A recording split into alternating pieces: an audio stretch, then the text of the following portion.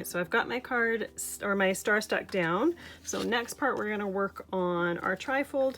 But first thing we're going to do is I added a little bit of Perfect Pearl dust to the Wisemen because I wanted it to look like the light from the star was reflecting on them. So the first thing we're going to do is that, so that that has some time to dry while we're working on our hills. So I'm going to put a little bit of the Versamark on my die cut here. Put the lid back on, and then a nice fluffy brush, tap it in the Perfect Pearls, and then tap the excess off on the side of the jar so that you don't get too much.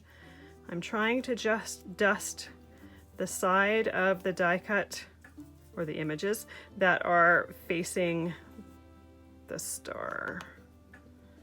If you find you're not getting very much on there, you can get some more. I can do this guy too, but we're not actually going to use him. There we go. So the reason I did that ahead of time is because Perfect Pearls, while it's beautiful, it needs to be activated by water for it to stick. There's a binding agent in it that is activated, activated by water. So you want to mist it lightly. I probably misted it a bit too much just because my mister is a little bit low and was being a little bit difficult. So next I have my piece of paper for the hills. First thing I'm going to do is score it at 4 inches and at 8 inches. And then I'm going to do a little Z fold in it, a little trifold there. All right, there we go. So now we've got our hills, and I could just cut a straight line to create those hills, but I like it when they're a little bit wavy, a little bit flowing. So I'm going to start here at the top, and I'm just kind of doing a wavy line, and then ending about an inch up from the bottom. So there we have our wave there. So that stuff can get pulled to the side there.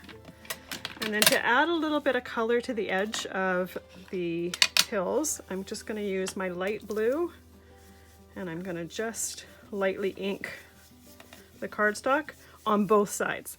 And the reason both sides is because we're doing a trifold. We're going to see the other side of at least one of the panels, and it would look a little bit strange if it wasn't inked.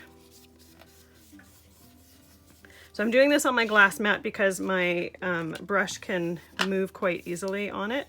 While you're doing it though, you want to be conscious of where you're inking and not sliding this into the ink, otherwise you're going to transfer it over on the underside of your cardstock there. There you go. Put the ink to the side.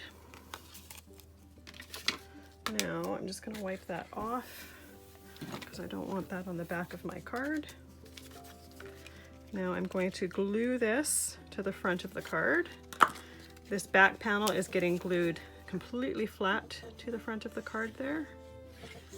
I'm just using some Distress Collage medium. You can use whatever glue you like. You could even use a double-sided tape if you want to. I like using liquid glues, especially for things like this, because if it's not exactly positioned, I can move it. You want to make sure that it's completely in line with the bottom of the card. All right, now we're going to get our die cut piece, and I went and I kind of went under the front Wiseman there and cut them off. If you were to use this guy, I think it would look really, really nice, but you would have to create yourself a front hill or whatever, otherwise the edge of that die cut would look a little bit odd. And now I'm just going to cut that there and cut that there so it's the right size, and put glue on the bottom of the hill and just a little bit on the bottom of the die cut there.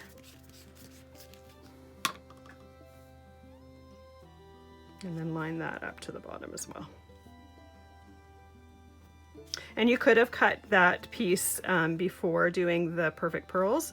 I just wanted to do that, do the Perfect Pearls ahead of time so that the water had a little bit of time to dry while we were doing the rest of the card.